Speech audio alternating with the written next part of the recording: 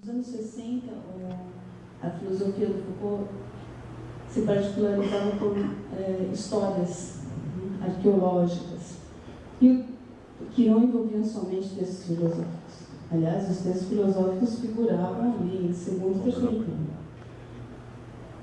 Ao contrário do Derrida, que se volta muito para os textos filosóficos. O Derrida fica principalmente só no âmbito dos textos filosóficos, que faz parte do projeto da desconstrução.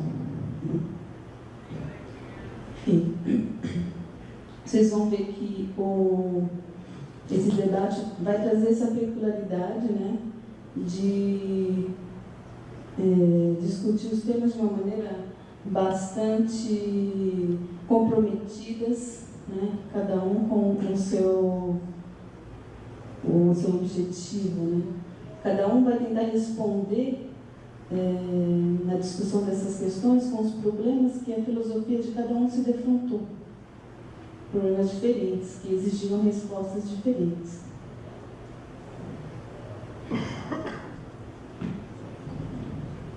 Bom,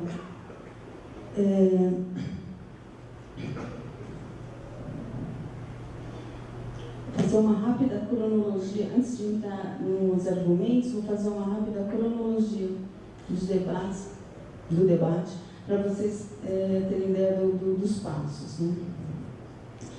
Então,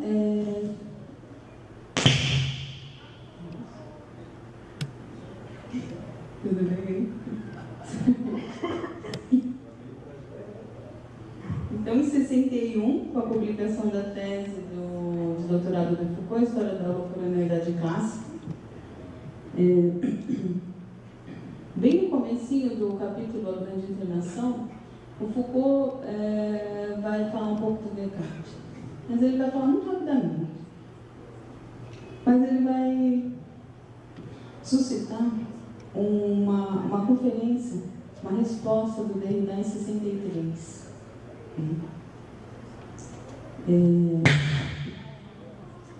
Uma conferência que vai se chamar Código História da Loucura. A História da Loucura foi um livro muito... A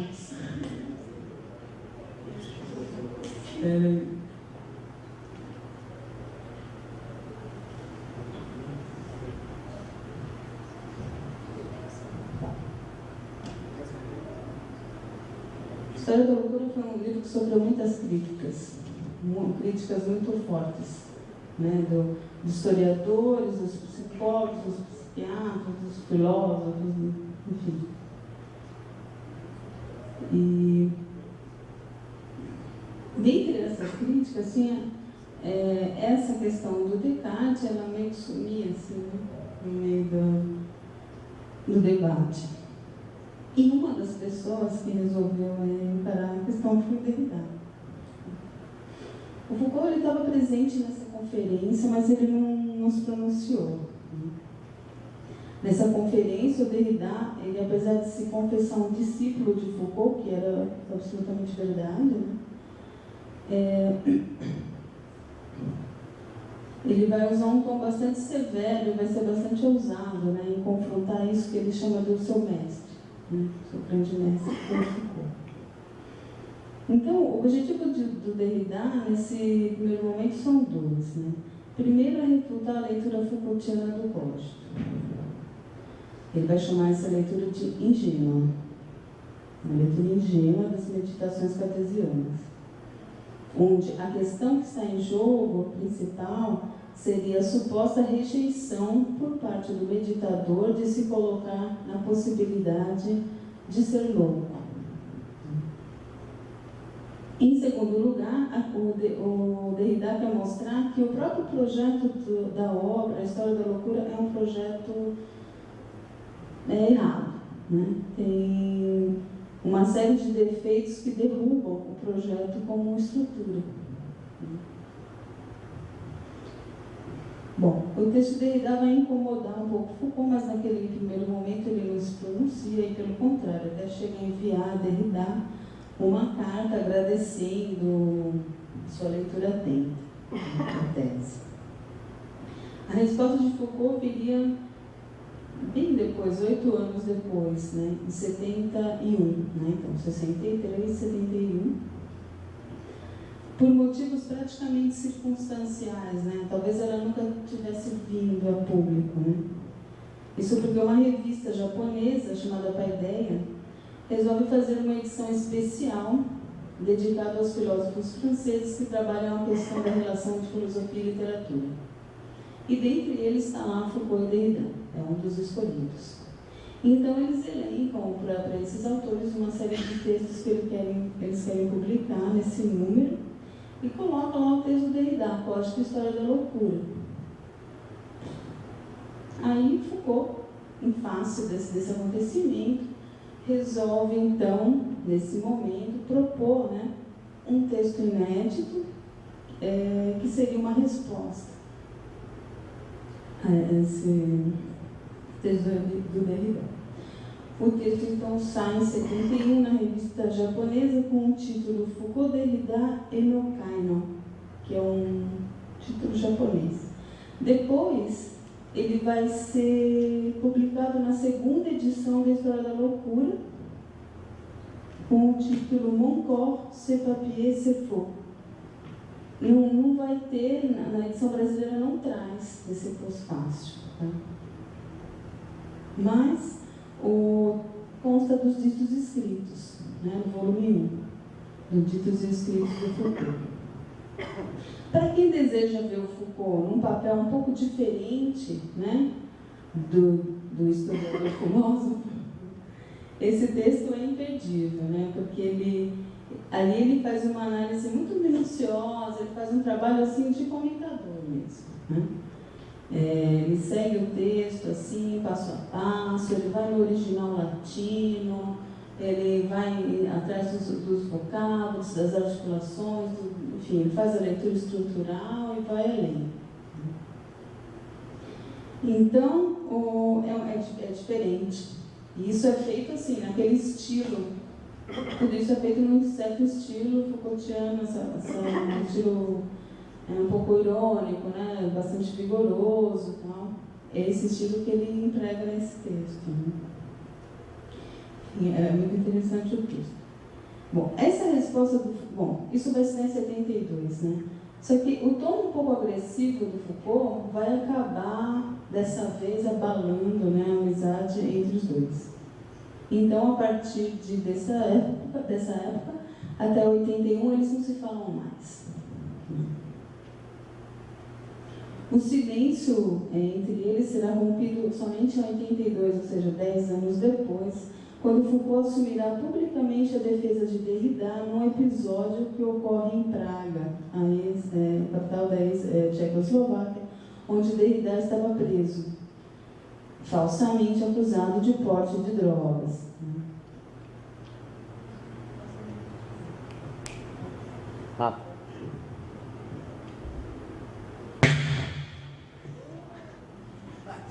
Teste.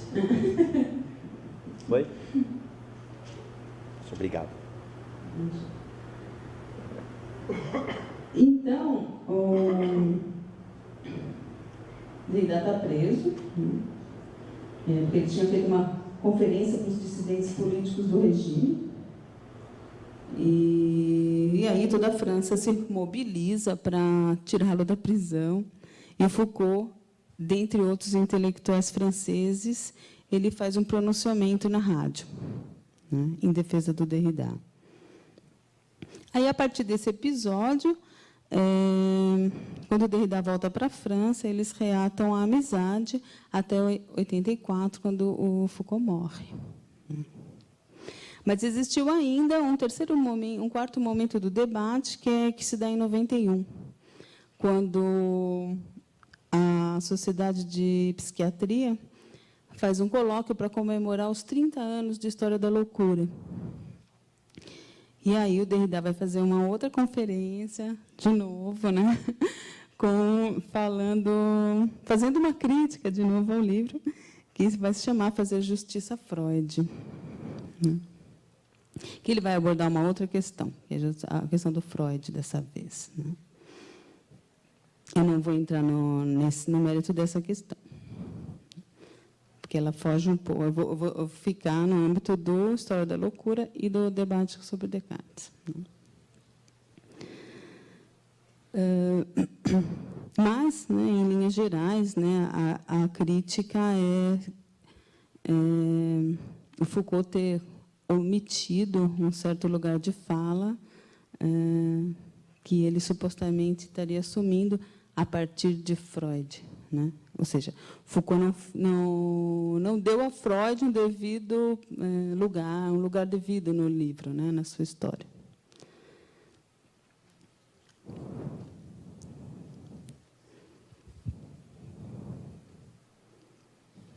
Bom, mas dessa vez, obviamente, o Foucault estava morto, então o tom vai ser outro, né? Um tom ameno, um tom amigável, um tom de debate filosófico, né? Enfim, argumentativo, não uma coisa assim, né?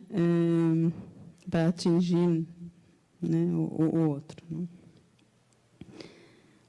Bom, então essas são as circunstâncias, né, que cercam a questão. Bom, o que me levou ao tema? Né?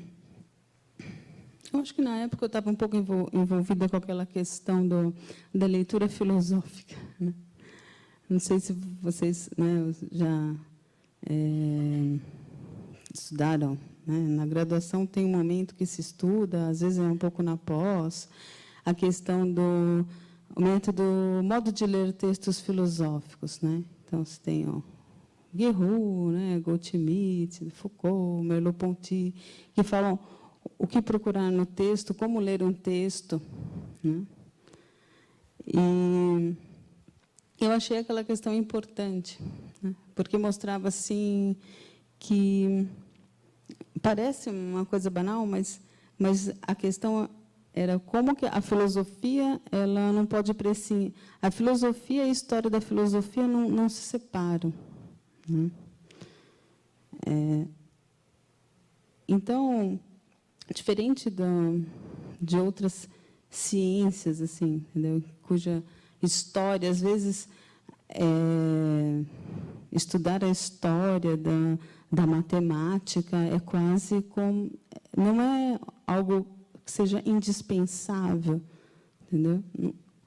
O matemático pode simplesmente saber da matemática contemporânea sem saber da matemática anterior, e isso não fazer falta nenhuma. Mas a filosofia, não. A filosofia é inseparável da história da filosofia. Estudar a filosofia é estudar a história da filosofia. Então, e nesse sentido, né, a leitura filosófica do filósofo, cada filósofo que vem é como se ele propusesse uma nova história da filosofia.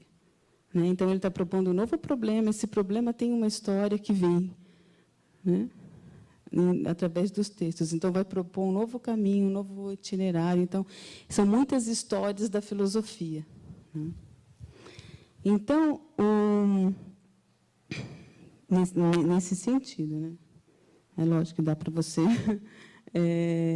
pegar uma história, né, dessas, tipo Chatelet, tipo, né, uma história mesmo. Né? Agora, quando eu falo história da filosofia, eu quero dizer, por exemplo, quando um filósofo como Deleuze, por exemplo, né, quais são os filósofos importantes para ele, para as questões que ele trabalhou na sua filosofia. Né? Você tem lá Spinoza, Bergson, Leibniz, né? Nietzsche. Quer dizer, de certa forma, esse percurso do Deleuze é uma certa história da filosofia, né, que ele faz. E a mesma coisa o Foucault. O Foucault é um filósofo que tem uma particularidade dele fazer histórias, né? Histórias filosóficas. E essas histórias, geralmente, elas começam no Renascimento e vão um pouco ao nosso século, ao século XIX, século passado, retrasado agora. Então, ele sempre vai passar pelos mesmos. Então, ele sempre vai problematizar o Descartes, o Kant, o Nietzsche. Né? Então, esses filósofos são importantes para ele. Né? E como ele lê esses filósofos que vai definir o norte, né? do encaminhamento que ele quer dar para os problemas. Bom.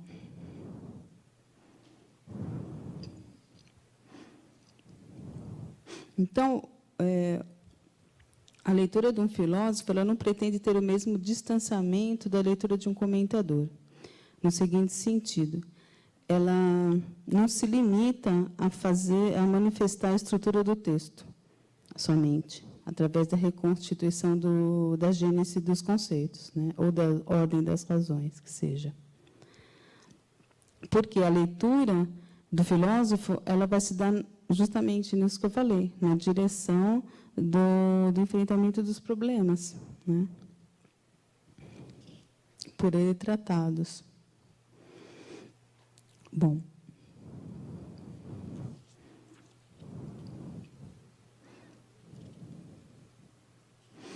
E aí, para quem se interessa, né, de estudar o Foucault, é importante, né, ver que nessas histórias, né, qual que é o papel que ele atribui ao Descartes, né? Vocês vão ver que o Descartes ele vai estar sempre representando um certo pensamento do grande racionalismo, né?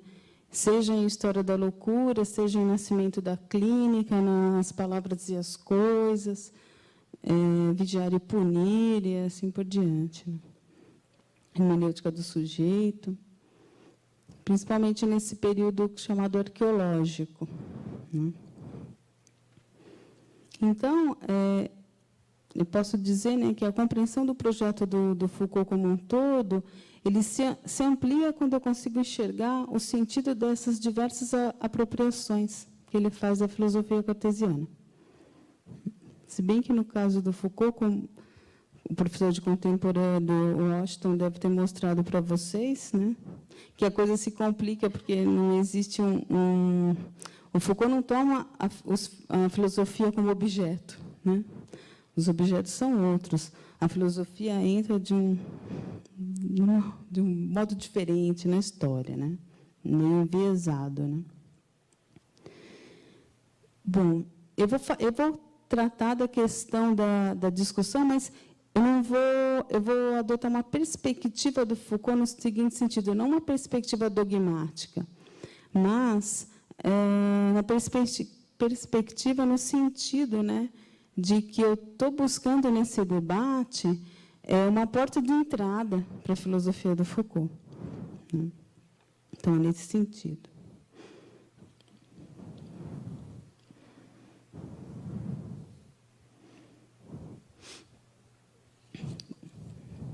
Bom, então, eu vou ir para o primeiro momento.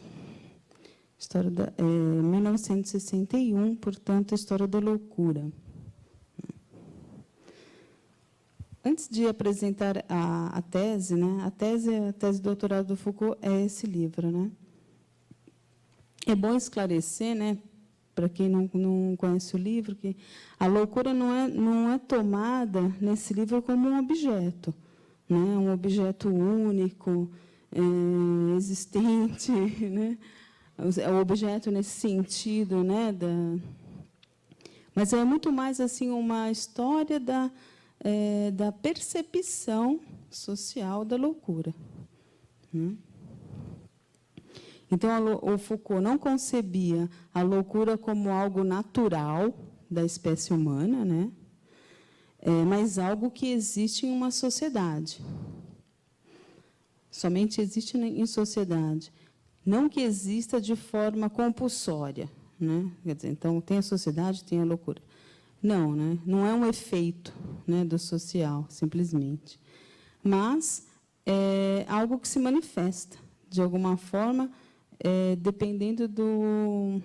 existe uma variação, tanto histórica quanto geográfica, dessas manifestações, né, da loucura. E isso que ele quer mostrar, que existe essa variação, né?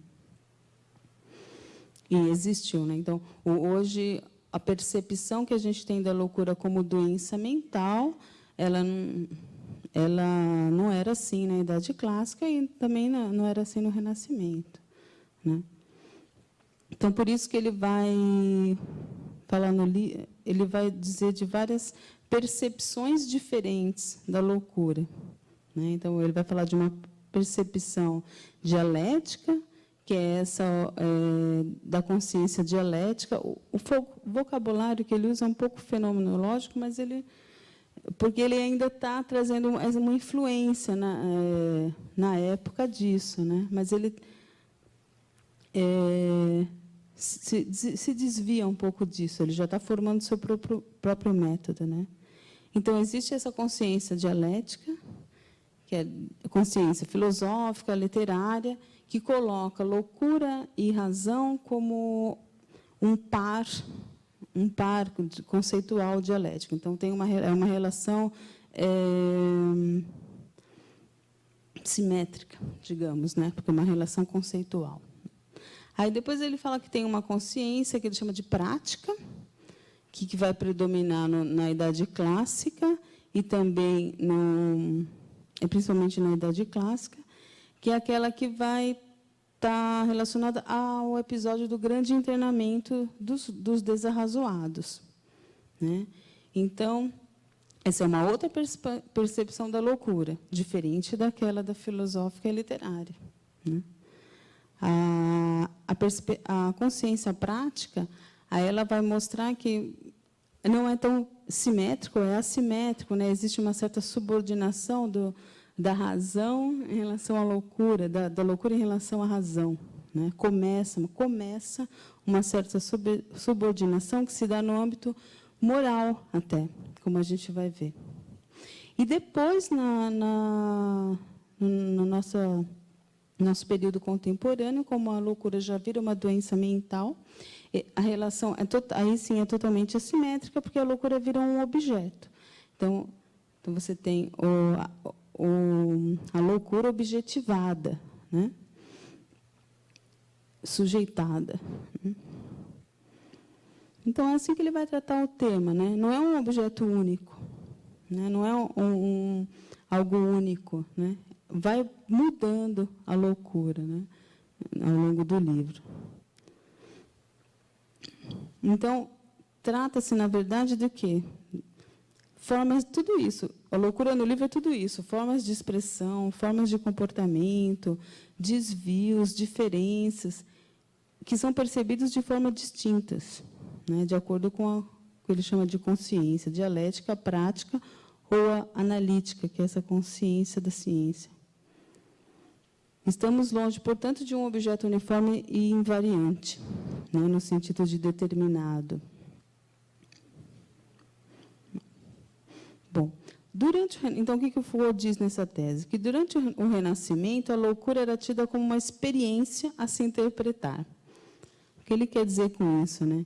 Que a loucura ela constava de temas literários, Dom Quixote, né, por exemplo, ela era tema de pinturas, né, tema de peças teatrais. Então, ela era um tema, digamos assim, de moda na vida cultural europeia.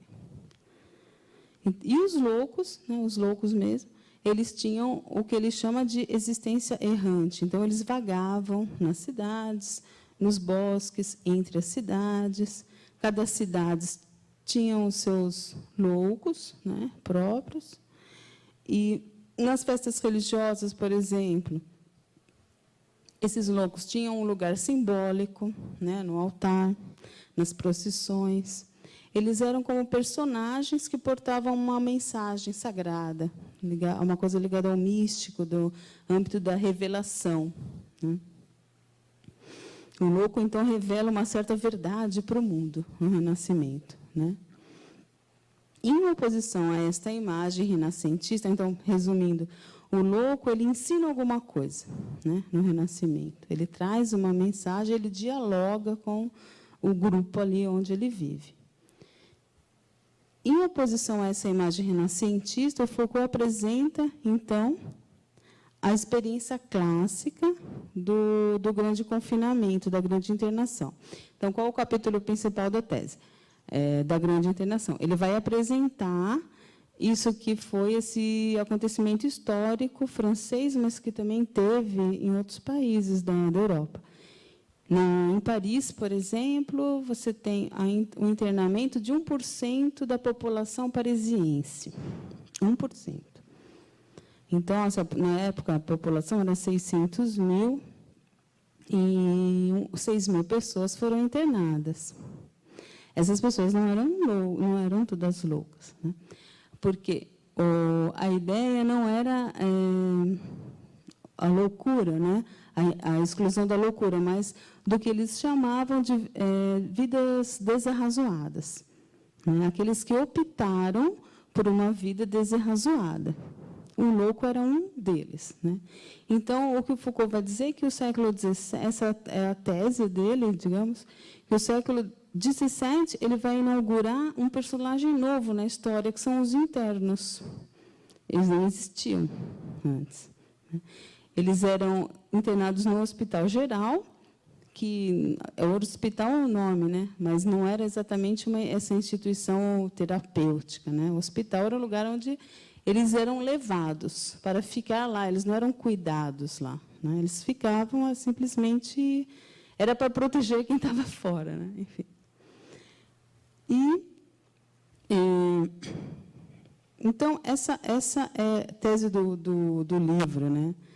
O Foucault quer mostrar, na verdade, que assim, antes de ser objeto, antes de ser isolado como objeto, né, da razão, como doença mental, foi necessário que a loucura tivesse sido isolada como um objeto moral, né? Bom. Então, o interessante aqui é observar que não são somente os loucos que apresentam a desrazão, mas também aqueles que escolheram uma forma desarrazoada de viver. Por serem considerados como os desvios sociais, essas pessoas são internadas. Quem são elas, né? Vou fazer uma listinha aqui, usando as palavras do Foucault. São pobres, vagabundos e sem trabalho, são correcionários, detentos e condenados, devassos, libertinos, impudicos, doentes venéreos, prostitutas e homossexuais, bêbados e mentirosos, filhos ingratos, jovens que perturbam o sossego da família, pais dissipadores, blasfemadores, os suicidas, alquimistas, feiticeiros, mágicos, insensatos, cabeças alienadas, espíritos transtornados, adúlteros, etc. Quer dizer, quem fez essa listinha foi a Salma Thanos Muchail, né? E ela pegou todas as descrições do livro. Então, esses são os desarrazoáveis, né? Quer dizer, na Idade Clássica, essas pessoas elas fizeram uma opção, no entender, né, do homem clássico, por uma vida desarrazoada. Então, elas precisam ser, enfim, separadas para não atrapalhar a ordem pública. Também tinha um componente econômico, né? Era uma época de desemprego, né? Então, eles trabalhavam, né, dentro dos hospitais. Agora, o que eu acho interessante desse livro é que o Foucault mostra, né, que não era só, né, foi necessário que se criasse uma sensibilidade social para que ocorresse o grande internamento, né? Porque o grande internamento não era uma coisa simplesmente de cima para baixo, foi uma experiência socialmente compartilhada, né? Então, na maioria dos casos, eram as próprias famílias que indicavam as pessoas que iam ser internadas. Então, você escreveu uma carta para o gestor da cidade pedindo para internar o fulano que estava... Então, Foucault mostra que essa era uma experiência socialmente compartilhada, né? Um pouquinho. E ele mostra como que isso acontece.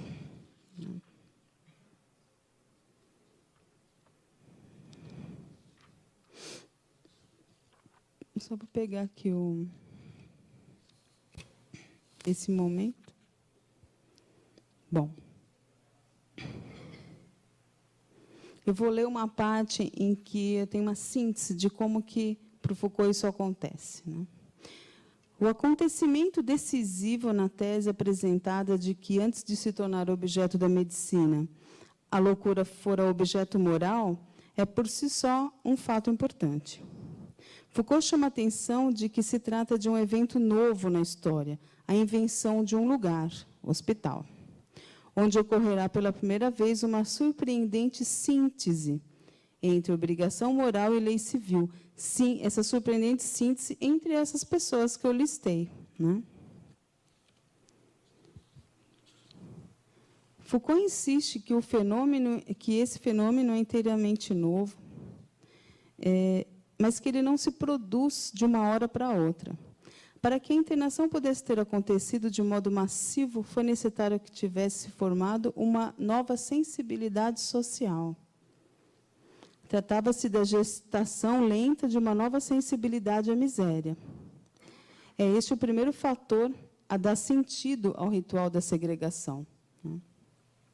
Até a Idade Média, o sofrimento dos pobres gozava de um estatuto místico. Simbolizava a ponte para o homem honrado e de fé, uma ponte para que ele pudesse exercitar as boas obras da caridade. A partir da reforma e da contra-reforma, esse estatuto aos poucos modifica-se e a pobreza passa de uma experiência religiosa que a santifica para uma concepção moral que a condena. E o lugar da existência do hospital geral encontra-se no final dessa evolução, né, entre aspas. Essa nova sensibilidade que detonará o processo que culminará na substituição da Igreja pelo Estado nos afazeres da assistência aos pobres e aos desvalidos. Também nos países protestantes ocorreu esse fenômeno que Foucault nomeia oportunamente de laicização das obras. Pois, se antes as ações de caridade... se doravante as ações de caridade de nada valem mediante a afirmação da fé como critério decisivo de julgamento dos fiéis, o Estado terá que assumir um papel que antes era o da Igreja. Então, os andarilhos desempregados perambulam pelas cidades representando um obstáculo à ordem, entraves ao ordenamento social e da cidade. Os loucos agora, junto com os pobres e outros desarrazoáveis, são problemas de polícia. Polícia entendida no sentido aqui, né, de quem deve gerir as intervenções na cidade para manter a ordem e a funcionalidade. Daí Foucault afirmar que, doravante, o destino das pessoas será decidido com base em medidas de saneamento. Gerir a cidade moderna é, dentre outras coisas, sanear o espaço público, colocar fora do caminho estes que ficam atropelando-se na cidade, pedindo esmolas. É nesse sentido que devem ser compreendidas as palavras do decreto, né, lei, que cria o Hospital Geral, né? Impedir a mendicância e a ociosidade, bem como as fontes de todas as desordens, né?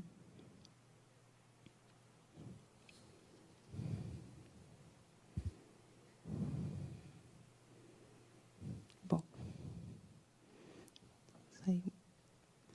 um pouquinho sobre o grande internamento, que é a tese principal do livro, né? Agora, eu gostaria de entrar na questão propriamente cartesiana, né? Então, o capítulo, o grande internamento, o Foucault vai abrir esse capítulo com as seguintes palavras, né? Cito Foucault. A loucura, cujas vozes a Renascença acaba de libertar, cuja violência, porém, ela já dominou, vai ser reduzida ao silêncio pela era clássica, através de um estranho golpe de força. Fecha aspas. Que golpe de força, né, é esse? O golpe de força, segundo Foucault, é algo que se relaciona ao que Descartes afirma num trecho das meditações metafísicas.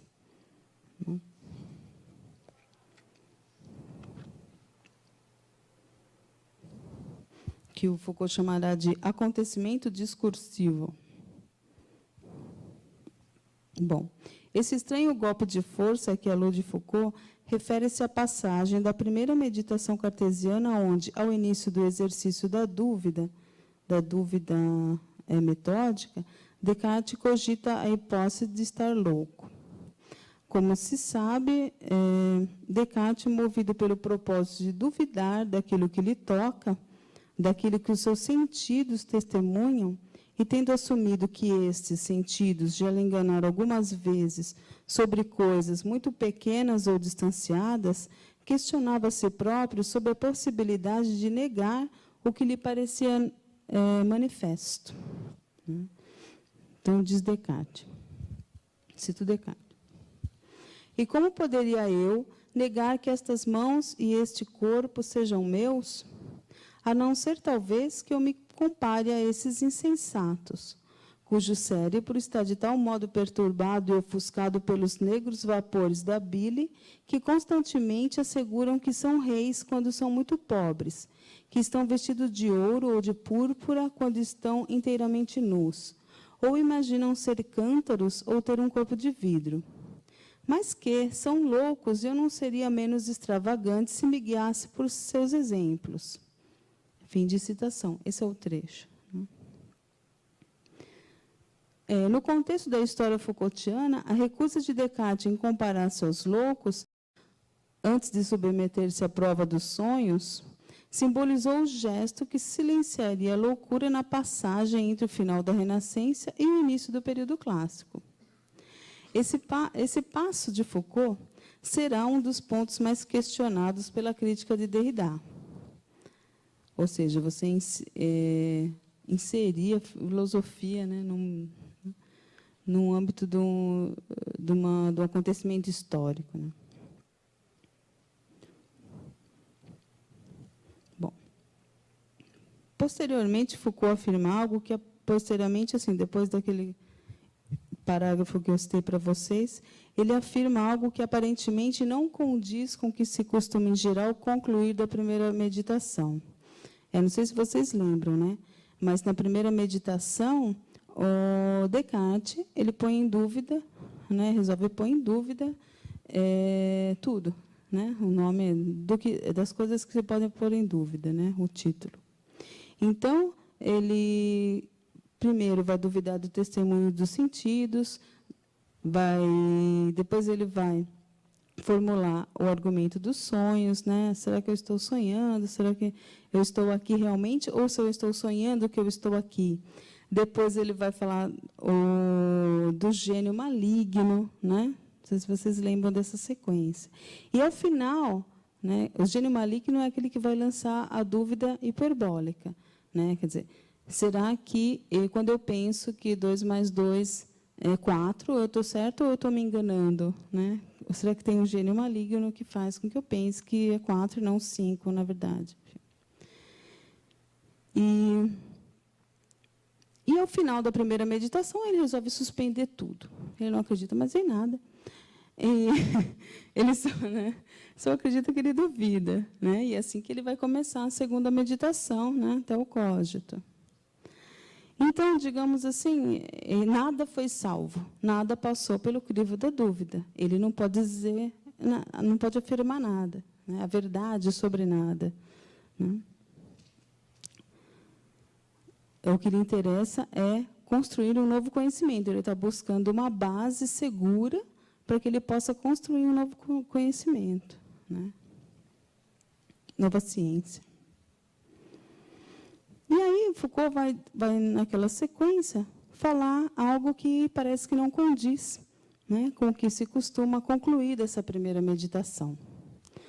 Diz Foucault, cito Foucault de novo.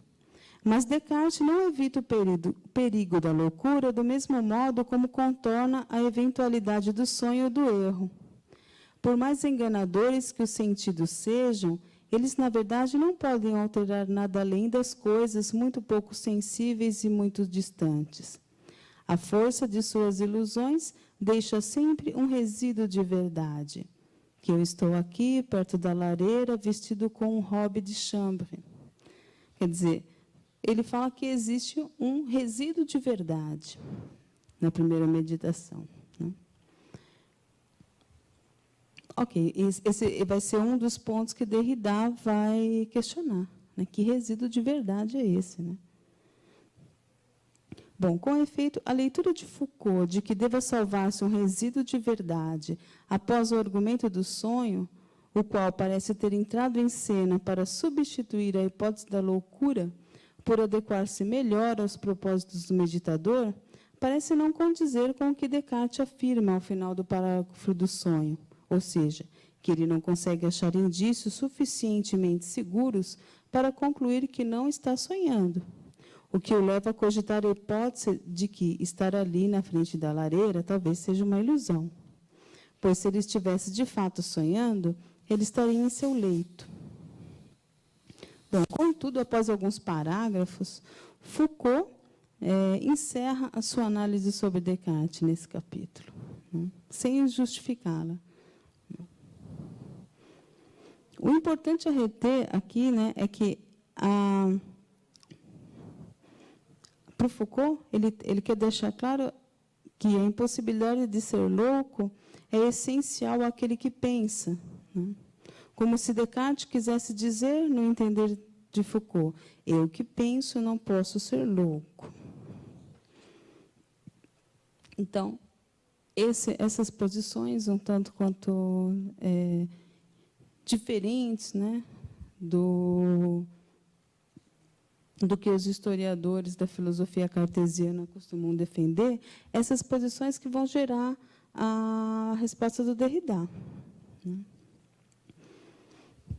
Então, a resposta do Derrida ela se dá em duas partes. Né? A inviabilidade do projeto, da tese do Foucault, da história da loucura, e essa leitura ingênua, que ele chama das meditações cartesianas. Vamos começar pela crítica à história da loucura como projeto. Então, antes de entrar na questão do códito, Derrida vai criticar o projeto da história da loucura como a tentativa frustrada de Foucault de fazer o que ele próprio denominou uma arqueologia do silêncio. Arqueologia do silêncio no seguinte sentido, né? A tese de Foucault no livro seria de que, desde Descartes, a loucura teria sido silenciada. Os loucos teriam perdido seu estatuto de sujeito, aquele estatuto que eles tinham no Renascimento.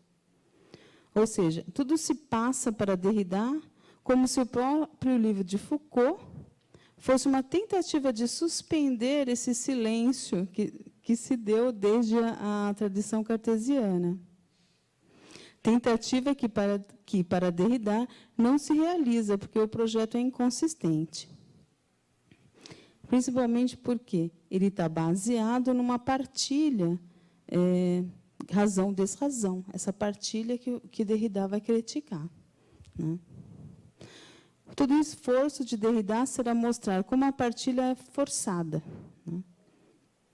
Ela é esquematizada, ela é sobredeterminada. Né?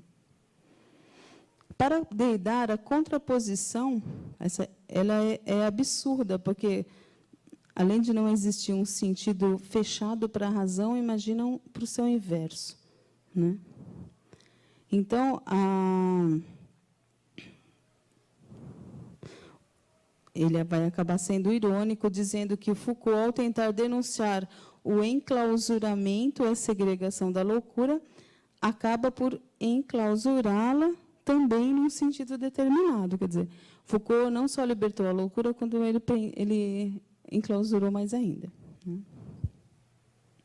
Então, ele acusa o Foucault de ser mais cartesiano que Descartes, né, no seguinte sentido, de que, nas meditações, para o Derrida, o Descartes apresentaria, através do gênio maligno, a loucura.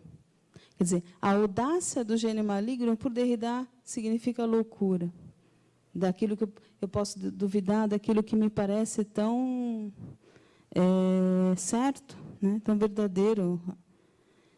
E, para o Derrida, ou então, a razão, nas meditações, ela faz um jogo com a desrazão. Né? Então, não existe para o Derrida esse sentido fechado de razão, né? Nem segundo o Descartes. Então, né, em que sentido que Foucault seria mais cartesiano que Descartes? Né? Ao afirmar um sentido muito determinado de razão e dizer que existe um inverso, ou a negação da razão, a desrazão.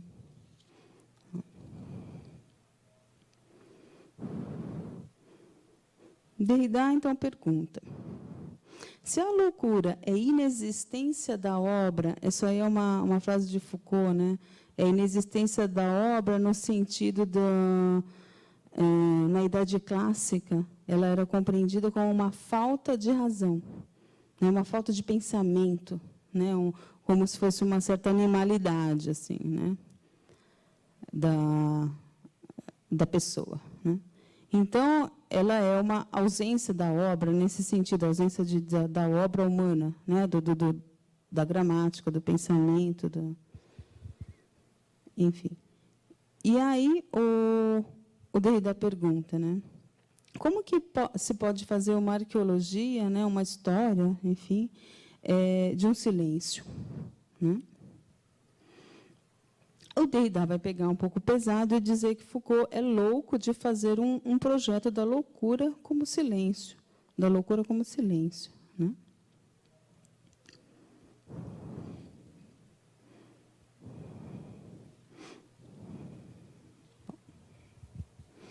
Derrida diz que a tentativa de Foucault seria de fazer uma história evitando a loucura tomada como objeto de saber, né? Como doença mental, né? Para não cair na armadilha de tomá-la objetivada. Né?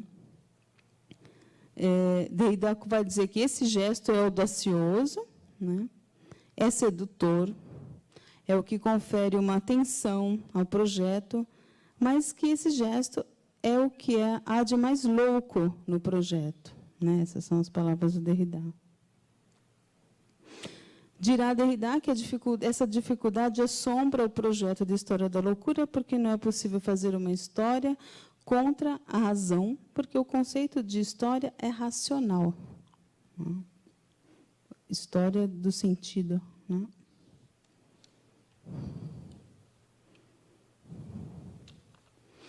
Então, nesse sentido, ele vai dizer: se quisermos fazer uma crítica da razão, mostrando todos esses pontos nos quais ela configura o seu outro, né, de nada adianta deixar o outro falar, pois ele, o outro, falará mimetizando a minha língua, a língua do que escreve, né, digamos, do não louco. Por outro lado, também, não é possível deixar a loucura falar, porque o reconhecimento da sua alteridade, né, daquilo que diz que ele é um outro de mim, né, ele não é outra coisa senão o modo como de inscrição no interior da minha linguagem. Né? Quer dizer, é como se eu estivesse assim, reafirmando a alteridade do outro. Né? Quer dizer, se alguém tem que falar do outro, esse alguém tem que ser o outro mesmo. Não eu, né? Vou fazer uma história do outro. Só que, nesse caso, o outro é um silenciado, então, como que vai fazer a história? Como se o Derrida estivesse falando isso. Né? Então, Derrida dirá que, se os loucos foram silenciados e se a arqueologia é uma ordem, fazer a arqueologia desse silêncio não é outra coisa senão a repetição de um ato de aprisionamento da loucura. Diz ele, como se o destino trágico da loucura fosse sempre ser capturada. Bom, aí contra isso, né, o Foucault vai dizer que ele não toma a loucura como um objeto único, né? E que mesmo o par razão e desrazão, ele vai ser tomado naquele jogo que eu descrevi antes, das formas de percepção desse par, né? Não esse par não está hipostasiado assim no livro, ele varia.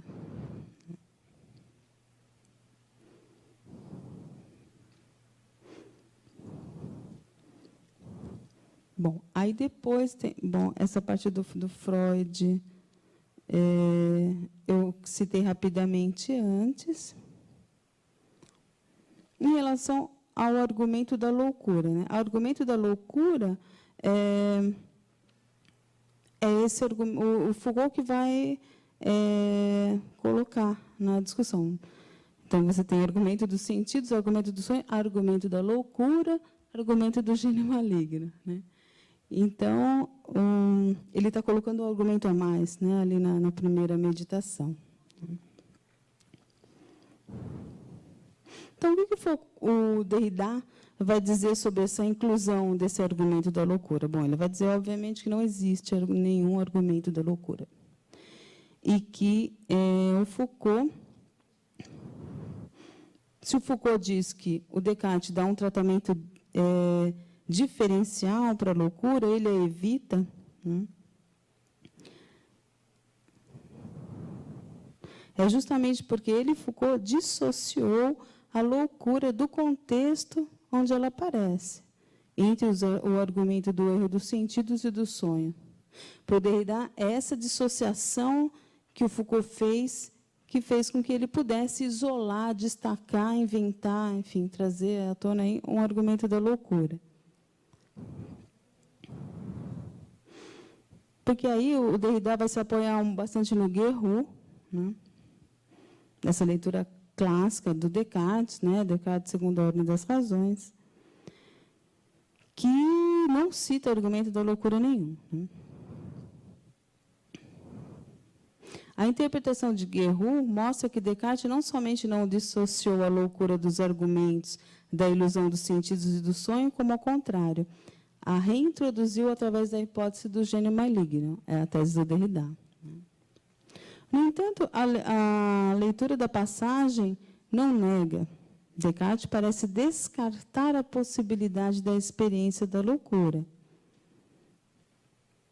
Derrida, nessa frase, né? E como eu poderia negar que essas mãos e meu corpo esse corpo sejam meus, a não ser que eu me compare a esses insensatos? Fecha aspas.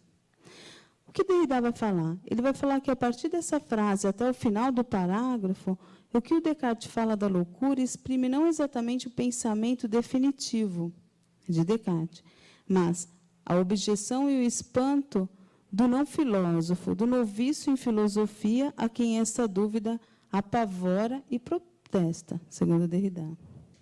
Isso se tornaria manifesto na frase seguinte: mas que são loucos e eu não seria menos extravagante se me guiasse por seus exemplos.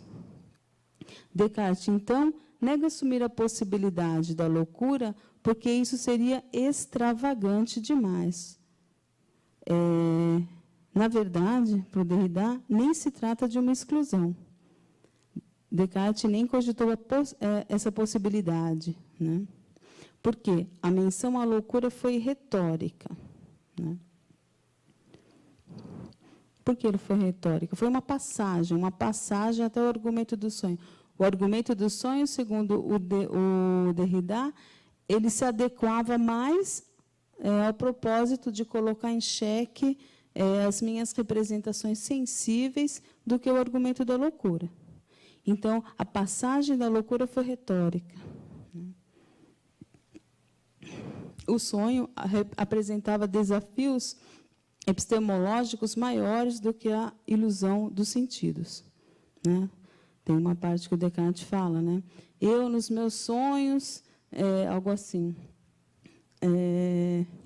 Tenho ilusões mais sofisticadas do que esses loucos em vigília, né? Quer dizer, eu tenho fantasias muito mais elaboradas nos meus sonhos do que os dos loucos. Então, eu não preciso me imaginar que eu sou louca para duvidar do que me é manifesto. Eu posso simplesmente pensar que eu posso estar dormindo.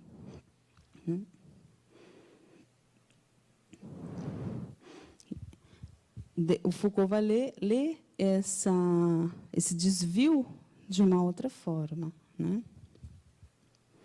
Bom, além da exclusão da loucura, a divergência entre os dois filósofos se dará em torno da possibilidade de que algo tenha se salvado no final da primeira meditação, lembram? Então, para Derrida, nada se salva, pois nem mesmo as representações intelectuais, né, puderam escapar da dúvida metódica. Tudo tem que ficar em suspenso, tudo tem que permanecer no âmbito da dúvida. Caso contrário, o cogito não pode ser a primeira certeza.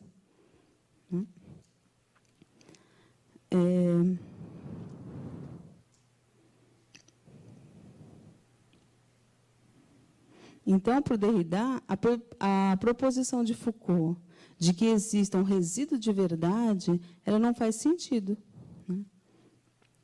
Por quê? Nada foi salvo, nenhuma significação sensível foi salva. Então, não existe nenhum resíduo de verdade. Nada passou pela prova, né, da dúvida. Bom, portanto, Derrida concluirá que Foucault leu mal Descartes. Fez uma leitura, nas suas palavras, ingênua. Ademais, se Descartes não excluiu a experiência da loucura, não existe nenhuma relação das meditações com o enclausuramento dos loucos, relação que teria sido sugerida por Foucault no início do capítulo da Grande Internação, através do termo golpe de força. Para o Derrida, a separação da loucura da razão teria tido lugar não com Descartes, mas lá no começo da história da filosofia, ou com os pré-socráticos. Essa separação seria a condição para que o logocentrismo se estabelecesse e se iniciasse a história da filosofia. Então, o logos é aquilo que o Derrida vai chamar de razão, né? E que configura uma certa matriz, né, do discurso filosófico. É uma espécie de projeto que unifica toda a história da filosofia. Tanto que o Derrida chama a história da filosofia de metafísica da presença. Bom, aí, após essa crítica, essa é um argumento do Derrida, mas já é a tese dele, né? A visão que ele tem da filosofia já é essa, né?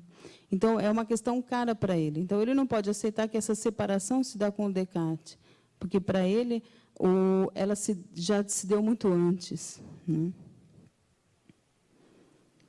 Bom, o que o Foucault vai responder? É engraçado que o Foucault vai responder principalmente a parte de Descartes. Ele não vai responder muito sobre o projeto da história da loucura, né? Porque essas críticas do Derrida, ela é uma das críticas, assim, dentro de um monte que o livro História da Loucura recebeu, né? Então, ele na segunda edição do História da Loucura, ele vai trocar o prefácio, né? O prefácio ele estava cheio de expressões assim, escorregadias, assim, praticamente era um telhado de vidro, assim, o prefácio. Então, o que ele vai fazer? Vai substituir, vai tirar o prefácio antigo, onde se origina um monte das críticas, vai colocar um prefácio novo, que ele vai chamar de anteprefácio.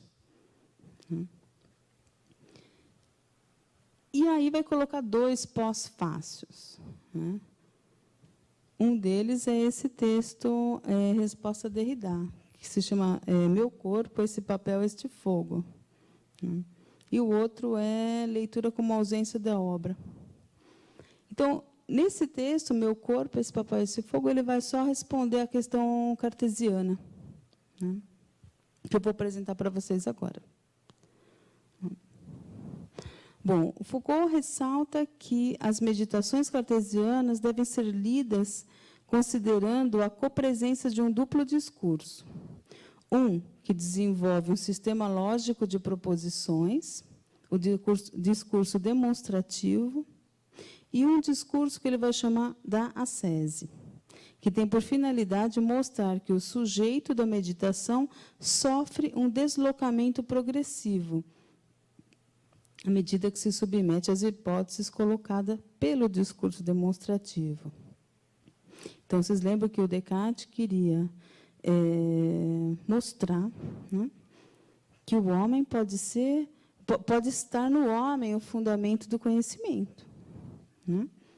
Então, por isso que o Foucault vai dizer que, de um sujeito de dúvidas, o leitor nasce um sujeito de certezas, né, no final das meditações. Então, isso é um processo, né, que ele chama de ascese, né? Só que essa ascese ela tem um caminho e o discurso demonstrativo tem um outro caminho. O discurso demonstrativo é aquele dos argumentos, né, que mostrou bem o Guerrero, por exemplo. O Foucault quer mostrar que existe um outro caminho, né? Não é divergente, né, de forma alguma, mas não necessariamente tem uma ordem lógica, né? Ele traz outras questões que não o lógico. Adverte Foucault que somente a partir dessa perspectiva de leitura pode-se ter acesso à verdadeira ordem das meditações cartesianas. E esta ordem, justamente por ser rigorosa, não poderia apresentar frases dispensáveis, né? O importante a se reter disso é que, enquanto o discurso demonstrativo deve provar, através de uma argumentação lógica, que se pode colocar tudo em dúvida, o exercício meditativo deve salvar, a despeito de tudo que foi demonstrado, que o meditador continua a duvidar. Então, o Foucault vai dizer que o discurso meditativo, né, que é o da ascese, ele tem que mostrar que existe uma coisa que é salva, que ele chama o sistema de atualidades do sujeito meditando. Então, você vai colocar tudo em dúvida, mas aí, no outro dia, quando você continuar a meditação, você tem que saber que você está ali, continuando a meditação. Então, isso é o salvo, né? Foucault justifica sua leitura dizendo que um discurso que fosse apenas demonstrativo não conseguiria promover um deslocamento do sujeito. Somente o exercício meditativo poderia fazer o leitor acreditar que é possível, é necessário desapegar-se do antigo hábito de se fiar no testemunho dos sentidos, né? Então, o que o Foucault vai dizer assim, que como no século XVII, né, no século XVI, século XVII, a loucura ela é uma questão que faz parte da cultura, né? Não é essa loucura que a gente, doença mental, que a gente tem esse entendimento hoje, mas é essa outra loucura que eu falei para vocês, né? As criaturas errantes que vagam pelas cidades, que têm um conhecimento a mostrar, e que depois são internados como desarrazoados, tudo isso, né? Então, isso não era algo relevante, né, nessa cultura, né? A exclusão da loucura para o Foucault não foi simplesmente retórica. Ela era necessária para que o meditador se colocasse num lugar de quem tem legitimidade de fala, né? Porque o louco ele não é levado a sério, né? Ele é inimputável, né? Ele não pode ser ouvido, né? Ele não deve ser ouvido, enfim. E aí, para isso, ele vai tentar provar isso, porque é óbvio, isso não é explícito nas primeiras meditações. Não está explícito isso. A tese dele, a leitura dele é essa. Então, ele vai tentar desenvolver uns argumentos nesse sentido, né? Então, o primeiro argumento dele. Então, primeiro ele vai para o texto latino. Então, ele vai deixar o texto francês e vai pegar um texto que o Descartes fez. Ele fez o latino e viu a tradução francesa. Os dois textos são originais, né? Mas tem-se, em geral, que o latino ele é destinado a um público mais interno, assim, né? E o francês é um texto de divulgação. Então, eles têm uma diferença, né? Uma diferença. O texto francês ele é destinado para um público maior, né? Então, Foucault vai atrás disso e vai pegar o texto latino, né? Nesse texto latino, o Descartes apresenta duas palavras diferentes para loucura, né? 3, né? E se no francês é fou e extravagante, no latim é insanos, demens e amens. E aí Foucault vai fazer essa análise, né? Para ele, o Derrida se ateve à versão francesa do texto, né? Porque ele, que é o extravagant, porque essa palavra foi usada tanto no parágrafo dos loucos quanto no dos sonhos, né? Então, como o Derrida ele queria aproximar os dois, né? Então ele acabou usando na sua análise só esse termo, o termo francês, né?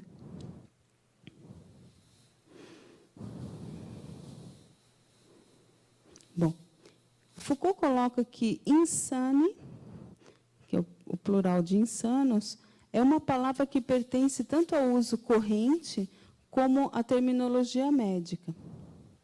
Mas, no entanto, na frase, no contexto em que usa Descartes, dá para entender que se trata de uma terminologia médica. Esses insanos cujo cérebro foi afetado pelo vapor da bilis negra.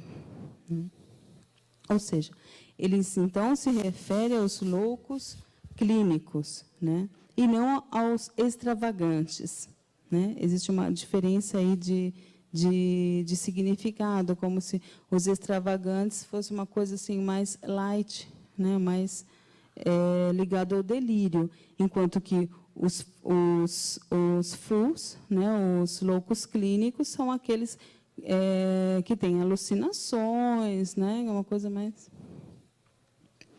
Bom, e aí ele vai ressaltar que a versão francesa não deixa ver essa diferença, porque traduz tudo da mesma forma, né? Então, ele vai dizer que o termo demens, né, que é sem mente, né, é um termo que consta do vocabulário jurídico e, ao mesmo tempo, médico, né? E serve para caracterizar um certo número de pessoas, né, que estão desqualificadas quando é preciso falar, agir, convocar uma ação policial, diz Foucault, se fazer ouvir, esse tipo de coisa. E Descartes usa esse termo lá na segunda parte, né? Então, ele fala, mas eles são loucos, né? São insanos. E eu não seria menos demens, né? Quer dizer, ele muda o termo, né? Se eu tomasse ele como exemplo para mim, né? Para Foucault, a inserção dessas palavras ela não é fortuita, né? Assim como a troca, né, no parágrafo seguinte, né, em que Foucault vai se referir a ilusões dos sonhos, né? Aí ele vai usar outra palavra, né? Esses fatos espelham que o meditador, enquanto filósofo, não poderia se fazer de louco, insano, porque estaria se colocando no lugar de alguém que não tem o direito de fala, né? O demens. O meditador sabe que não é insanos, mas, se resolvesse fingir que estaria bancando o demens, ou seja, estaria fora de toda a legitimidade do ato da palavra. Portanto, para Foucault, Descartes não fingiu excluir a loucura, mas ele teve que excluir porque essa seria uma condição de possibilidade de estar nesse lugar de quem é ouvido, o filósofo, o meditador, né? Bom, aí isso é um argumento. Existe um outro argumento, né, para dizer que a loucura foi excluída, que Foucault faz uma análise das imagens que Descartes apresenta. Bom, Foucault coloca que a hipótese do sonho permitiu a Descartes questionar o fato de estar ali sentado junto ao fogo, sem impedir a continuação do exercício meditativo, mesmo supondo que se dormia. Por sua vez, a loucura não poderia ser simulada, porque deslocaria o sujeito da posse de seu corpo. Segundo Foucault, esse fato é demonstrado pelo modo com que Descartes apresentou o louco. Como ele apresentou? Aquele que estava com outras roupas, vestido de púrpura, com outro corpo, cabeça de vidro, em outra pessoa, o rei. Então, a imagem da ausência, associada à loucura, opunha-se claramente à imagem da presença, repetida pelo meditador. Qual é a imagem da presença? Que o Descartes estava lá na frente da lareira, segurando o papel. Papapá. Essa imagem ela é colocada 4 vezes no texto, naquele primeira parte da primeira meditação, quer dizer, um trecho curto, em que aparece 4 vezes essa descrição dessa paisagem. Né? Em que contexto? Primeiro contexto. O meditador tem a certeza imediata de estar ali. O segundo contexto. A cena é reproduzida como um sonho que tantas vezes teve. Ele sonhou que estava ali antes. Mas será que eu estou, então, aqui? Eu já sonhei que eu estava aqui. A terceira vez, quando a cena é evocada com a certeza imediata do meditador fazendo de conta que sonha. E depois, mais uma vez, falando que as ilusões dos loucos são mais light do que a que ele teve nos sonhos. Bom, com efeito, Foucault defende que a suposição de que sonhamos ele não é colocada por Descartes porque as fantasias dos sonhos são mais inverossímeis que a dos loucos, como defende o Derrida. Mas porque, ao contrário da loucura, o sonho pode nos acontecer. E esse é o sentido, então, para o Foucault, da repetição da cena, né? E da associação da cena ao argumento do sonho. Argumenta Foucault que a ênfase cartesiana quanto ao fato de que o sonho é, com frequência, mais inverossímil ainda que a da loucura, recai sobre a necessidade de mostrar que a hipótese do sonho, que é aquela que Descartes acolhe naquele momento, ela não é menos demonstrativa do que a loucura que ele excluiu. Né? O sonho é tão demonstrativo quanto a loucura, mas o sonho pode me acontecer. E a loucura não. Né? Bom, Foucault afirma que a presença do gênio maligno pode representar, assim como diz o Derrida, a loucura, mas não se trata da mesma loucura que foi excluída. Né? Então, ele acha que o mesmo sentido de loucura. Né? O gênio maligno faria parte de um exercício, segundo Foucault, controlado pelo meditador. Então, seria uma espécie de delírios, mas que totalmente sob controle do meditador. O meditador que comanda o exercício, não é o gênio maligno. Né? E a loucura que foi excluída é aquela que está em outro lugar, né? Que não comanda nada. E, com efeito, Foucault afirma que, cito Foucault, se o gênio maligno retoma as potências da loucura, é porque o exercício da meditação excluiu o risco de ser louco. Né? Por isso que o gênio maligno é convocado em 4º lugar, né? Depois, lá no final da primeira meditação. O momento em que o meditador pode, então, ser o mestre da sua ficção. Né? Por fim, Foucault afirma que, como se sabe no caminho percorrido pela dúvida, as provas apresentadas serão colocadas diante de suas contraprovas quando Descartes iniciar o caminho percorrido pela certeza, no final do texto. De modo que, uma vez desdobrado o sistema, encontram-se todas as respostas para as questões colocadas. Quer dizer, no final, o Descartes vai desmontar esses, no final das meditações, Descartes vai desmontar esses argumentos que ele apresentou no começo, né? E, ao contrário da loucura. A loucura, ele, segundo Foucault, já mencionaria de imediato os seus mecanismos, cérebro perturbado e ofuscado pelo vapor da bilis negra, né? Segundo Foucault, a loucura ganharia tratamento diferente porque ela não é uma prova, mas é uma condição de possibilidade de se exercer a dúvida. No entanto,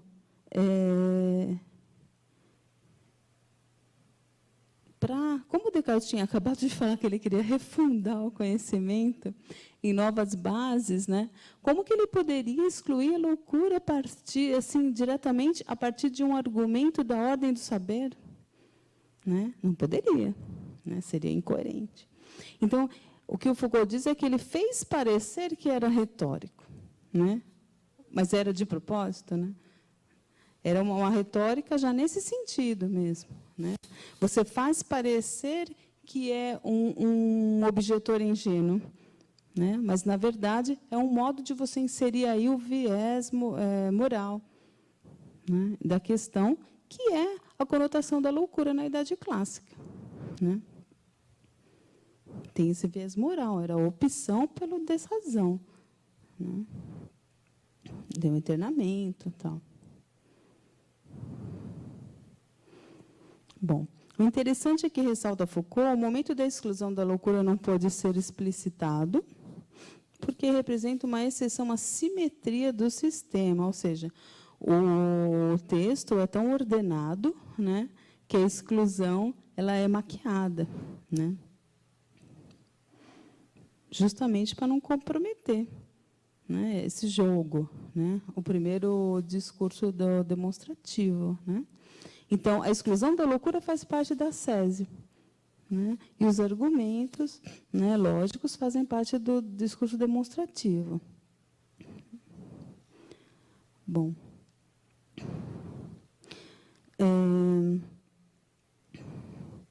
para Foucault, aí o Foucault vai comentar algumas coisas da leitura do Derrida, né?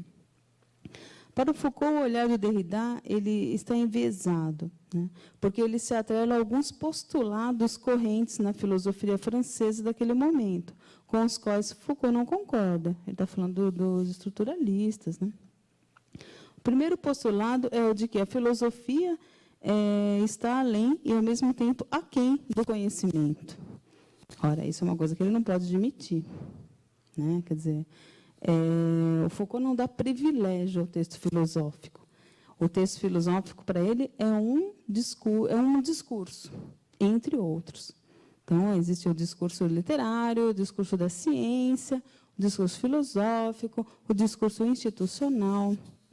Enfim, o discurso filosófico ele não é fundador de nada, né? Ele não estabelece essa relação, né? Então, nesse sentido, então, por que ele colocou o Descartes no início do capítulo do Grande Internamento, né? Não porque ele estava dizendo que o Descartes tinha aprisionado os loucos, né? Ou que a filosofia fosse fundadora, ou tivesse alguma relação causal com esse acontecimento histórico. Mas ele quer simplesmente mostrar que, dentro da Idade Clássica, né, você tem uma condição que ele vai chamar de episteme, uma condição inconsciente do saber e da produção de discursos que tem uma matriz comum, né? Então, o aprisionamento tem a mesma matriz do pensamento racionalista, né? É nesse sentido que ele quer dizer.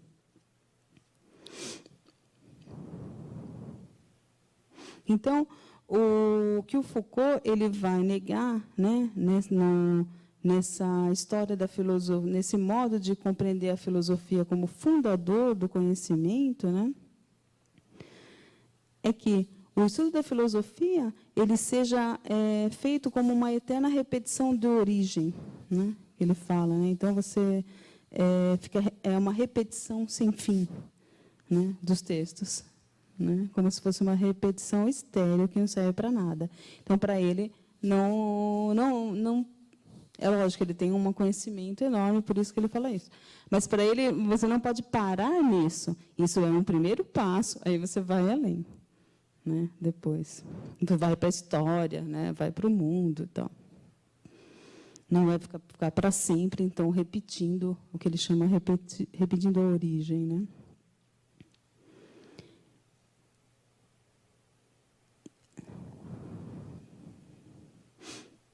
Bom, então ele fala que, como no modo de entender dele, o Derrida, ele esposa essa forma de compreensão da filosofia, que é diferente da dele, né?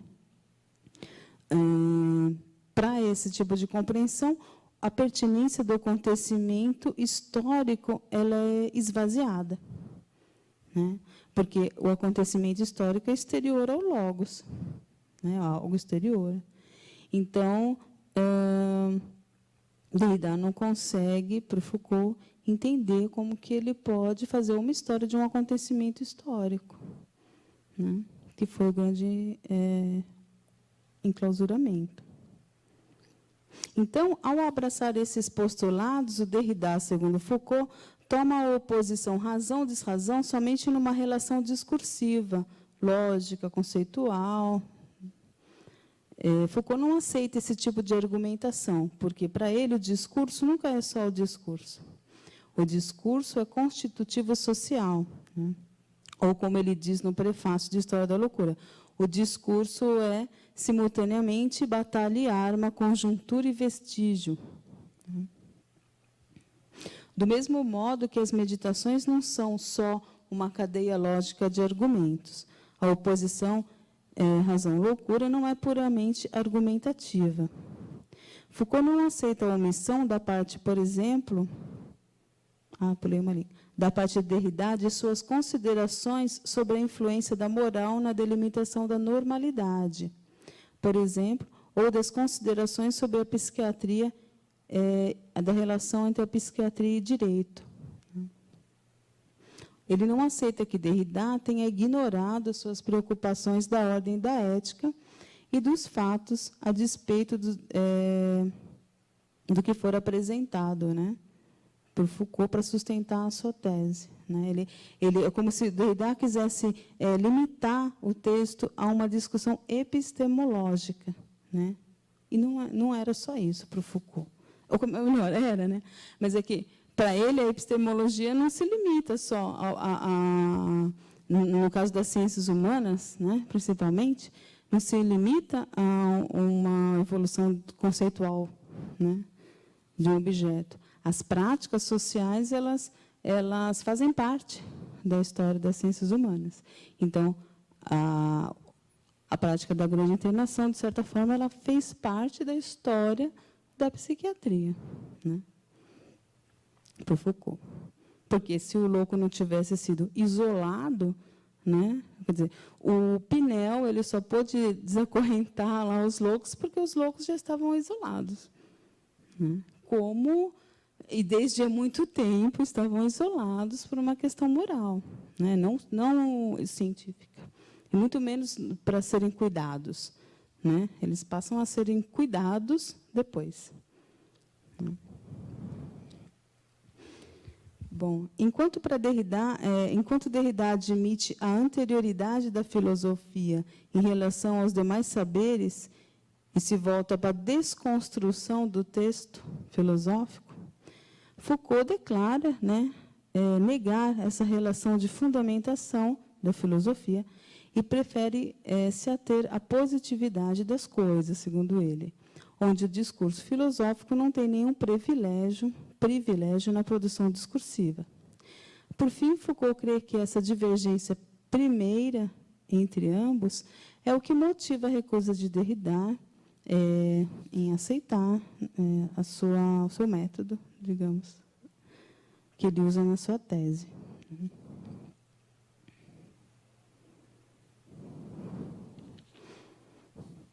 Bom, aí, vamos dizer que era são 9h11. Eu queria só falar uma coisa que eu achei interessante, que é o seguinte: a inclusão dessa leitura do Foucault, do Derrida, na França, ela teve uma recepção assim meio, né, por parte dos estudiosos da filosofia cartesiana, né? Quer dizer, poucos foram aqueles que resolveram entrar na discussão entre os dois, né? Então, o pessoal não estava afim de ficar arbitrando, né? E nem tomando posição. Mas, de modo geral, assim, existia um estranhamento muito grande dessas posições do Foucault, né?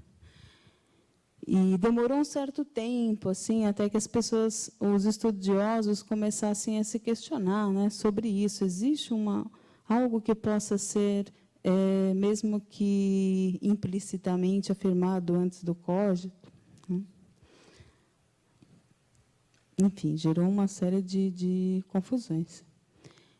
Mas eu acho que tem uma contribuição que eu achei muito interessante, que é o do Ferdinand Quié, que é um cartesiano super, né, enfim, respeitado, tal.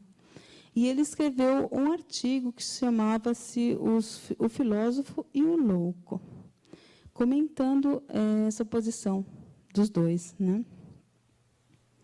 Mas o artigo foi publicado somente depois que ele morreu, né? Porque justamente ele não publicou, não quis publicar o artigo, né? Só fez circular o artigo entre os seus alunos. Então. E a posição do Alquier é interessante, né, no meu entender, porque ela tem o mérito de reformular um pouco a questão, colocar a questão num outro parâmetro, né?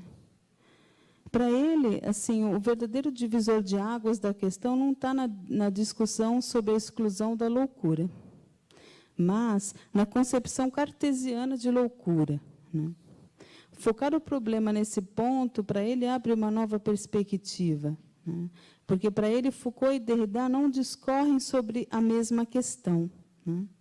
O que está em desacordo, na verdade, não seriam as condições de rejeição da loucura, mas uma divergência no entendimento do que Descartes teria tomado por louco, né? Então, o que o Alquier vai dizer, né? Ele diz que, assim, esquematicamente, né, que existe uma bifurcação, né, nessa interpretação dos dois, e que a loucura, ora é tomada como delírio, ora é tomada como alucinação, né? E que Foucault a tomaria como alucinação. E Derrida tomaria, ora como delírio, ora como alucinação. Mas, não obstante tudo isso, o Alquier fala que não dá para decidir, né? Ele acha que não dá para saber exatamente, né, qual o sentido que Descartes quis dar para aqueles termos, né? Mas o que eu achei interessante é que ele diz, né, ele vai dividir entre leitura A e leitura B. Então, a leitura A toma o louco por um alucinado, e Descartes rejeita comparar-se com ele porque o alucinado não sabe duvidar, né? O alucinado, eu sou um rei, né? Eu não sei duvidar, né? Ele tem certeza, né? Digamos assim, né? Então, é seguro, né? Ele não duvida. Então, ele não serve como exemplo, né? Nesse sentido, o louco não serve como exemplo porque ele não sabe duvidar, né? Então, Descartes não pode se comparar com ele, né? O louco, nesse caso, se engana porque ele permanece prisioneiro dos sentidos, né? Ele é uma vítima dos sentidos, né? Então, ele é um louco de acreditar.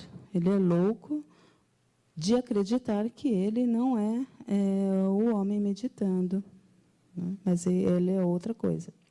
A leitura B, por sua vez, toma o louco por um delirante, aquele que não confia nas suas sensações. Ele as recusa por um delírio imaginativo, né? Então, assim, eu sei que eu estou aqui sentado, mas, na verdade, né? Aí vem o delírio, né? Quer dizer, ele vê que ele está aqui, mas ele delira, né? Ele imagina uma outra coisa. É lógico que essa divisão, se você for falar com um psiquiatra, não tem o mínimo sentido. O Alquier está colocando as coisas assim, numa perspectiva do Descartes no século XVII, né? Que não sabia exatamente o que acontecia, né? Tudo era cogitado, né? Eles achavam que o louco via diferente, entendeu? Alguma coisa assim, né? Então, na leitura B, né, tomando o louco por delirante, pode servir de modelo para Descartes, porque ele vê, né, aquilo que ele é certo, mas ele duvida, né? Não é isso que o Descartes está fazendo, né? Então, no primeiro caso, diz Alquier, sensação e imaginação confundem-se. No segundo, estão separadas, sensação e imaginação, os dois sentidos de loucura, né? Só que Alquier acha que o sentido de loucura que Descartes usa é do delirante, é aquele que separa sentido e imaginação, né? E aí, por quê? Ele acha que... Porque o Descartes fala assim, eles se veem como reis. O Descartes não fala assim, eles se veem como reis, mas eles se creem como reis, né? Então, seria mais uma atividade da imaginação, não um erro dos sentidos, né? Então, daí a preferência do Alquier pela leitura B, né? De qualquer modo, de qualquer forma, o Alquier admite que, de qualquer forma, o Descartes ele fez uma operação que ele chama de elíptica, né?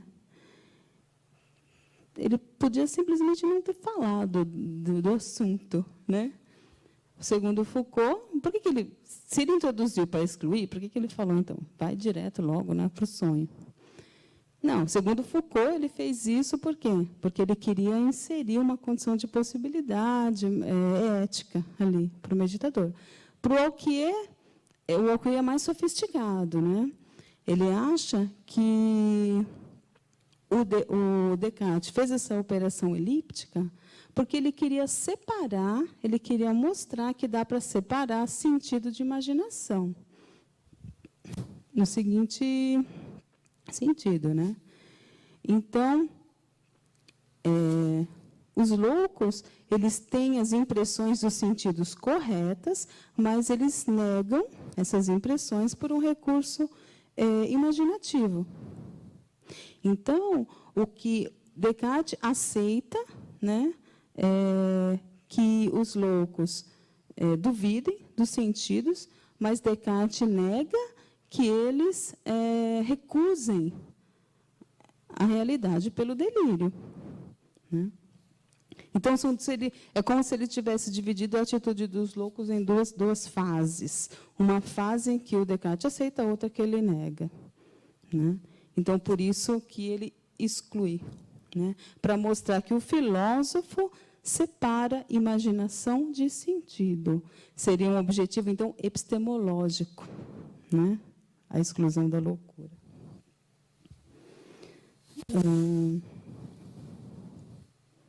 Então, resumindo isso, né?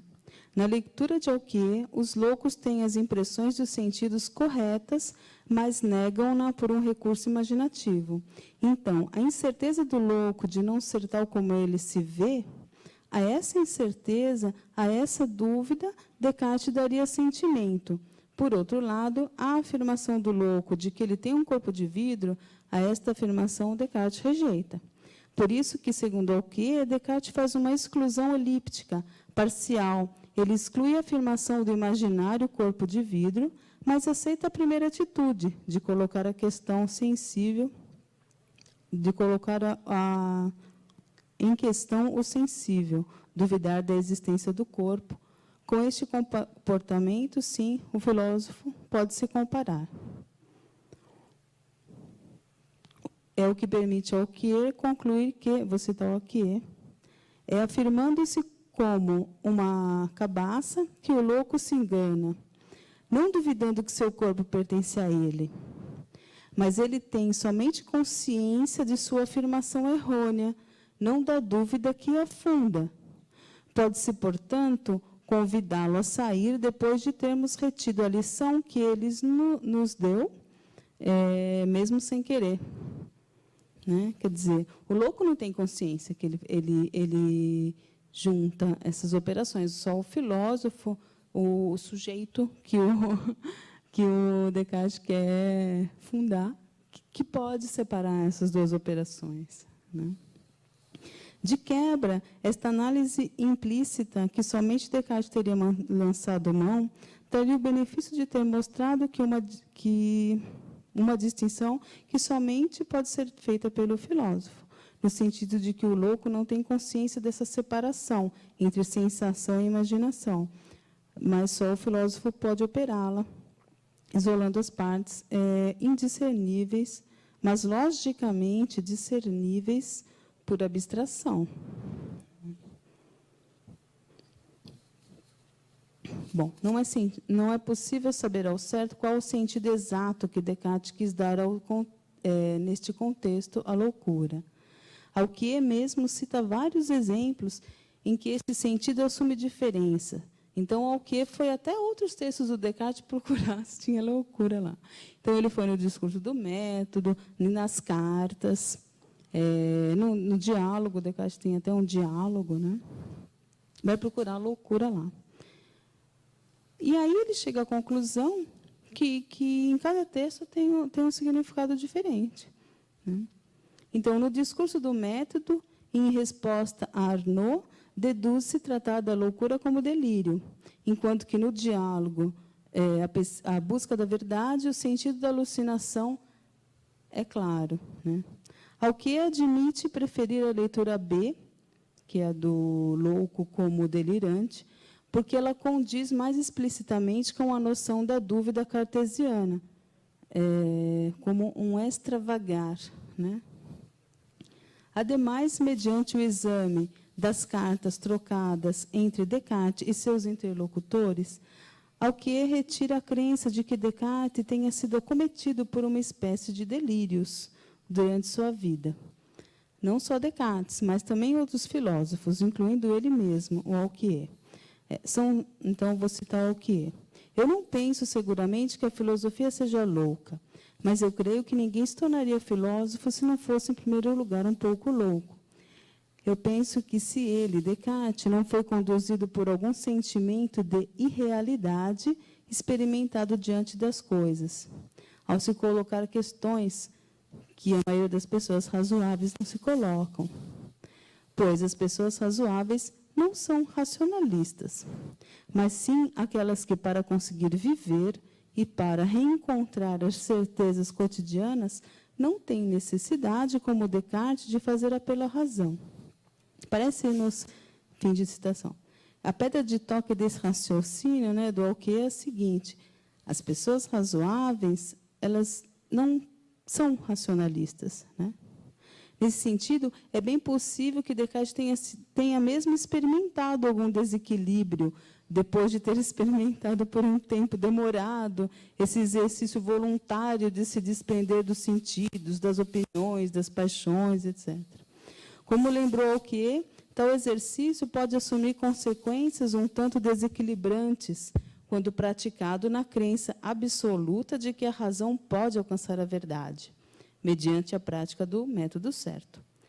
O movimento da subida para a crença na verdade, na razão, alternando-se ao da descida constante na desilusão do erro e a reiterada descoberta do limite da razão, pode ser desanimador já para os razoáveis, mas para os racionalistas pode ser desastroso esse movimento, né?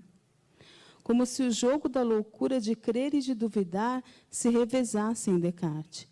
Nesse sentido, ainda que esse quadro psicológico não prove nada, no que se refere ao sentido do texto meditativo, talvez possa explicar que Descartes tivesse propositalmente assumido significados diferentes para o termo loucura, conforme o contexto em que se insere a menção.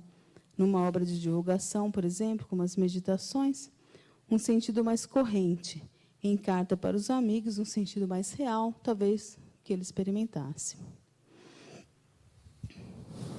Por exemplo, Alquier nos lembra que, em Carta a Balzac, Descartes confessa que se colocava todos os dias a mesma questão, se ele estava dormindo ou se ele estava acordado, né? Quer dizer, então, nesse sentido, né, de que, talvez, né, ele tenha usado a loucura nas Meditações no sentido mais geral, porque era uma obra de divulgação, né? No sentido mais geral, quer dizer, a loucura como desvio geral da época, né? Como desvio moral, né? Como alucinação, mas que ele mesmo teria passado por essa, talvez, segundo Alquier, por essa experiência. Então, por isso que ele usou em vários sentidos em outras obras, né? E nas cartas ele confessa, né, por Balzac, que tinha momentos que ele duvidava realmente se ele não estava louco. Mas, enfim, o que eu queria trazer para vocês era esse resumo do debate, né? Obrigada.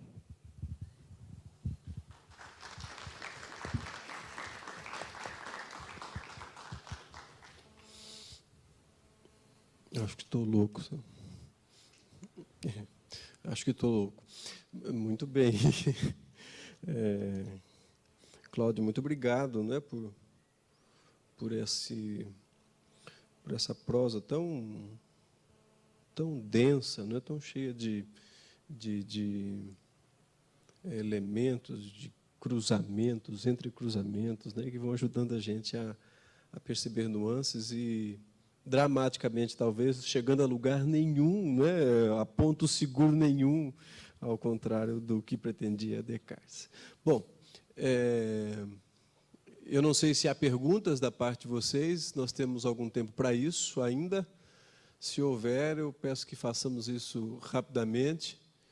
Eu acho que o Flaner está sendo indicado ali como alguém que quer fazer pergunta. Não. Só um de cada vez, tá? Porque esse tumulto que vocês fazem não colaboram para o nosso trabalho, a gravação dos meninos aqui, tá bom? Pode. Você vai falar bem alto? Então tá bom.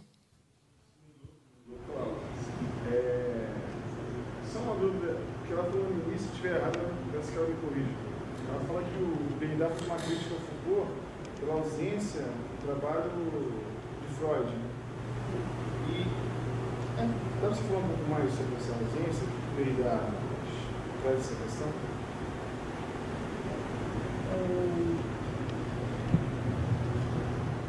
A ausência seria o seguinte, né? Segundo o Derrida, né, o Foucault ele só pôde conceber esses vários sentidos de loucura, né, porque o Foucault nasceu no século XX, entendeu? Pós a psicanálise, pós Freud, né, e que a partir do século XVIII o entendimento da loucura se sofistica muito mais com o nascimento da psicanálise.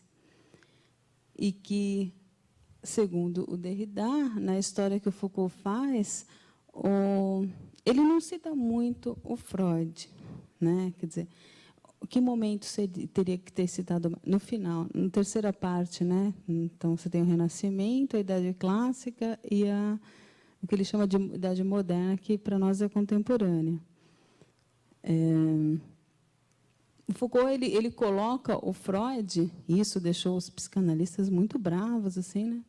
Coloca o Freud junto com os médicos, os psiquiatras, né? Então, no mesmo movimento, né, daqueles que vão tomar a loucura como objeto, objetivar, né, como desvio, né, Então, isso... Só que, justamente, a psicanálise ela nasce um pouco para se diferenciar um pouco do que os médicos, dessas experiências, né, que os médicos, desse modo que os médicos cuidavam, né, enfim, davam o tratamento que eles davam para a loucura, né. Nasce numa outra proposta de ouvir, né, de tentar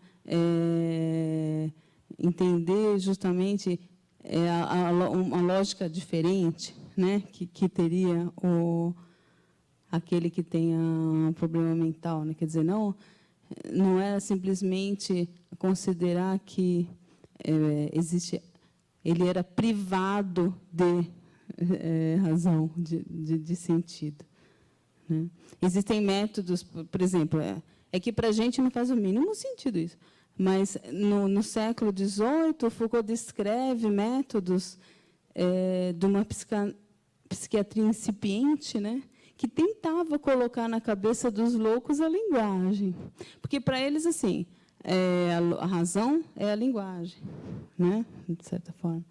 Então, se o louco é a mente, né, ele não, é como se ele não tivesse, entendeu, capacidade de articular, né, linguagem.